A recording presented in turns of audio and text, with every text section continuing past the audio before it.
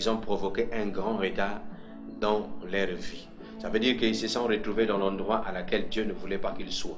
Mais comme Abraham avait écouté la parole, il avait écouté la voix de son père, au lieu d'écouter celle de Dieu, et son père a trouvé la mort à Haran là-bas. Et le voyage de Moïse et son voyage s'est arrêté en chemin. Donc je disais que beaucoup de gens ont eu des visions, des projets, et leurs voyages se sont arrêtés en chemin. Tout simplement parce qu'ils ont écouté les gens autour d'eux. Ils ont écouté les gens qui n'ont même pas la sagesse, qui n'ont pas l'esprit de Dieu. Ils ont écouté n'importe qui. Ils ont écouté plusieurs conseillers et ils sont tombés dans le trou. Aujourd'hui, ils regrettent leur vie, ils regrettent leur mariage, ils regrettent la décision, les choix qu'ils ont fait. Aujourd'hui, ils commencent à regretter parce qu'ils ont trop écouté les gens autour d'eux. Alors ce soir, cette parole s'adresse à toi. Voilà pourquoi, pour éviter aussi certaines retards, Dieu veut que nous puissions chercher sa face. Et nous devons accepter Jésus dans notre vie comme Seigneur et Sauveur. Une fois que nous avons Jésus dans notre vie, Jésus, lui qui vient et qui est capable de briser les retards dans la vie de chaque personne. Alors ce soir, je voulais vous inviter à lire quelque chose dans le livre des Psaumes. Le livre des Psaumes 90, verset 12. Qu'est-ce que nous dit la parole du Seigneur? La Bible dit ceci. Enseigne-nous à bien compter nos jours, que nous conduisons notre cœur avec sagesse. Qu'est-ce que la Bible veut nous dire ce soir? Il dit, enseigne-nous à bien compter nos jours, afin que notre cœur revienne à la sagesse. Ça veut dire quoi? Que nous devons chercher la face de Dieu, que Dieu puisse nous aider à compter, à savoir compter nos jours sur la terre. Pourquoi compter nos jours? Parce que les gens sont en train de perdre du temps dans leur vie sur la terre. Les gens sont en train de perdre beaucoup de temps. Dans le mariage, ils perdent du temps. Dans les célibats, ils perdent le temps. Dans les maladies, ils perdent du temps. Mais qu'est-ce que nous dit la Bible? La Bible dit que apprenons-nous à compter nos jours sur la terre. Alors celui qui apprend à compter ses jours sur la terre, c'est celui-là qui fait attention à ce qu'il fait. C'est celui qui a une vision.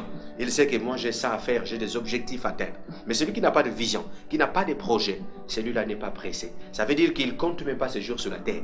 Il ne calcule même pas parce qu'il ne sait pas ce qu'il va faire. Il ne sait pas ce qu'il va manger demain, il ne sait pas qu'est-ce qu'il va devenir après-demain. Donc c'est une personne qui n'a pas de vision, c'est une personne qui tourne en rond. Et c'est une personne qui tourne en rond, puisqu'il n'a pas de vision, ça veut dire qu'il va finir dans la pauvreté, il va finir dans les maladies, il va même finir même en enfer, si possible.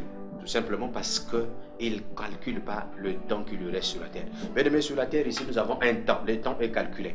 Parce que chacun de nous, personne ne sait quand est-ce qu'il va quitter la terre. La terre, on peut quitter la terre n'importe quel moment. Ça veut dire que chacun de nous peut mourir n'importe quel moment. Parce que la mort, quand elle arrive, elle n'avertit pas.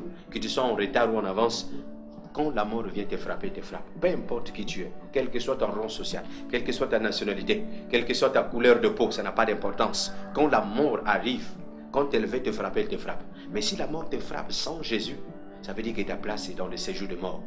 Ça veut dire avant d'attendre ton jugement, tu seras d'abord dans un séjour, le séjour de mort. C'est ce qu'on appelle l'enfer provisoire, là où il y a des graissements dedans, là où il y a la souffrance. Et après, quand Jésus va revenir, il va venir prendre l'église. Nous, l'église, quand nous allons partir, régner pendant 1000 ans. Et quand tu reviendras pour juger le monde entier, toi qui es parti sans Jésus, qui était dans le retard, qui ne voulait pas compter tes jours sur la terre, toi qui ne voulais pas accepter Jésus, toi qui ne voulais pas prier, ce jour-là, tu vas te retrouver là, dans le jugement de Dieu. Parce que Dieu va commencer à te juger sévèrement pour tout ce que tu avais fait ou tout ce que tu as commis sur la terre.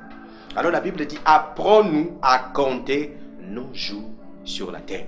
Bien-aimé dans le Seigneur, je ne sais pas comment tu passes ton temps. Est-ce que tu passes ton temps devant la télé tout le jour, à regarder que des séries télévisées, à regarder que des chaînes, la publicité, tout ce qui se passe à la télé? Peut-être que tu perds ton temps à regarder que la télé. Mais Dieu veut que tu puisses commencer à compter tes jours sur la terre. Parce que le temps que tu es en train de perdre devant la télé pendant des semaines, des mois, tu es en train de perdre du temps. Le temps que tu perds devant la télé, tu devais peut-être faire quelque chose d'autre. Tu voulais peut-être aller apprendre un métier. Tu voulais peut-être aller faire des bonnes rencontres. Mais tu es en train de perdre le temps devant la télé matin, midi, soir, parce que tu es en chômage. La Bible dit quoi? Que celui qui ne se lève pas tôt, celui qui baisse les bras, la pauvreté va lui surprendre. Donc si toi tu croises le bras en restant à la maison, la Bible dit que la pauvreté va te surprendre. Et quand la pauvreté va te surprendre, tu resteras dans le retard toute ta vie. Tu seras que dans le retard. Pendant que les autres vont avancer, toi tu seras que dans le retard. Et voilà pourquoi le retard, c'est un flot qui est en train de détruire des milliers de personnes sur la terre. Si les gens ne comprennent pas, ou ils n'ont pas compris ce que le Seigneur veut nous dire ici dans le Psaume 91, verset 12. Il dit, enseigne-nous à compter nos jours sur la terre. que Dieu nous enseigne à compter le temps qui nous reste ici. Tu dois calculer ton temps, tu dois avoir une vision, tu dois avoir un planning, quelque chose à faire pour dire, écoute, moi, de toutes les façons, je fais rien, mais je dois quand même avoir une vision. Je dois apprendre à faire quelque chose. Sinon, si tu ne fais pas ça, tu vas rester dans le retard toute ta vie. Alors, il y a beaucoup de gens qui ont eu le retard même dans la Bible. Nous allons voir un exemple de la Bible rapidement dans le livre de Luc. Qu'est-ce que nous dit la parole du Seigneur? Nous allons voir l'exemple de quelqu'un qui a eu un retard. Le retard a été causé par qui? Par l'ennemi. Nous allons voir ça rapidement. Le livre de Luc. Qu'est-ce que nous dit la parole du Seigneur? Le livre de Luc.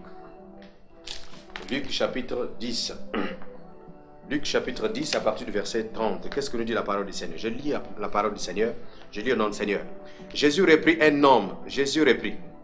Un homme descendait de Jérusalem à Jéricho. Il tomba aux mains des bandits, qui le dépouillèrent et les rouèrent des coups et s'en allèrent, et laissant à demi-mort par hasard un prêtre de bonne volonté, bien entendu. Par hasard, un prêtre descendait par le même chemin, il le vit et passa à distance. Même un prêtre. Le Lévite arriva de même à cet endroit, il le vit et passa à distance. Mais un Samaritain qui voyageait arriva près de lui et fut ému lorsqu'il le vit. Il s'approcha et bonda ses plaies et y versant de l'huile du vin. Puis il les plaça sur la propre monture et les conduisit à une hôtellerie et prit soin de lui.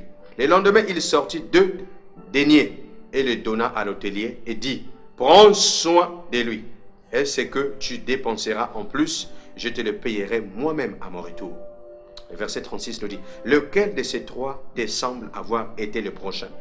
Était le prochain de celui qui était tombé aux mains des brigands. Il répondit, c'est celui qui a montré de la compassion envers lui. Jésus lui dit, va, et toi aussi, fais de même. Amen. Oh, le Seigneur est merveilleux. Le Seigneur veut nous apprendre quelque chose de très important ce soir. Il dit un homme descendait à Jéricho. Il y a une personne qui est descendue, il a pris son voyage pour partir à Jéricho. Mais au moment qu'il arrive en chemin, la Bible dit que les bandits l'ont embuscadé. Ils ont commencé à les dépouiller, les taper, tout ça. Il avait un planning, il avait une vision. Mais il a pris sa vision pour se rendre à Jéricho. Mais en chemin seulement là, sa vision s'est arrêtée en chemin. Amen. La vision de cet homme s'est arrêtée. Il n'est même pas arrivé à Jéricho. La Bible dit que les bandits, tout le monde, l'ont embuscadé. Ils ont commencé à taper cet homme. Ils ont commencé à le ligoter. Ils ont comme tapé. Vraiment beaucoup tapé. Ils ont pris tout ce qui était dans la vie de cet homme. L'argent, des bijoux, tout ce qui était avec lui. Tout ce qui était avec lui, ils l'ont pris. Ils ont dépouillé. La Bible dit qu'ils ont dépouillé cet homme. Et au moment qu'ils ont fini de les dépouiller, ils sont partis. Alors la Bible dit qu'il y a une personne qui est partie à distance. Un prêtre, la Bible dit, est passé.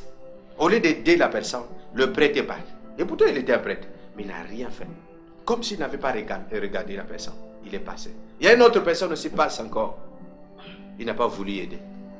Mais quelqu'un de bonne foi arrive. Oh, dès qu'il a regardé son voisin, il dit, oh, il a eu pitié. Il a dit que je vais aider cet homme. La Bible dit qu'il a mené quelque part dans un hôtel. Il a demandé aux gens de s'occuper de lui. Alors, qu'est-ce qui s'est passé dans la vie de cet homme-là? Lui, il avait la vision. Destination Jéricho. Mais il n'est pas arrivé à Jéricho. Donc, il y a eu un retard dans sa vie. Tout le temps qu'il est resté hospitalisé, c'était un grand retard dans la vie de cet homme. Donc, il fallait le soigner. Il fallait bonder les plaies. Je ne sais pas combien de temps qu'il est resté dans le coma. Peut-être son coma a fait 8 mois. Il y a des gens qui restent dans le coma pendant 2 ans, 3 ans dans le coma. Bien-aimé, ton coma, c'est le problème qui te bloque aujourd'hui. Ça fait combien de temps que tu es dans ton coma? Ça fait combien de temps que tu es célibataire? Ça fait combien de temps que tu n'arrives pas à avoir des enfants? Ça fait combien de temps que tu ne travailles pas? Ça fait combien de temps que tu n'arrives pas à voyager? Ça fait combien de temps que tu n'arrives pas à recevoir ce que tu attends de la part de Dieu? Tout simplement parce que ta vision s'est arrêtée en chemin. Ta vision s'est arrêtée en chemin. Ça veut dire que les gens ont commencé à dépouiller ta vie. Ils ont commencé à dépouiller ta vision. Cet homme-là, il avait la vision. Il dit que bon, je vais à Jéricho. Sa destination finale, Jéricho. Mais il n'a pas vu Jéricho. Beaucoup de gens n'arrivent pas jusqu'à Jéricho. Parce que, arrivés en chemin, ils sont attaqués. Mais ils sont attaqués par qui? Par des ennemis. Parce que dans ta vie, tu le veux ou non, tu le saches ou non, il y a des gens qui surveillent ta vie. Tu peux dire, l'homme de Dieu, qu'est-ce que tu veux nous apprendre? Je vous dis que tout ce que tu fais, les gens surveillent. Même si tu ne connais pas les gens qui te surveillent, des gens ont des nouvelles. Ils connaissent ce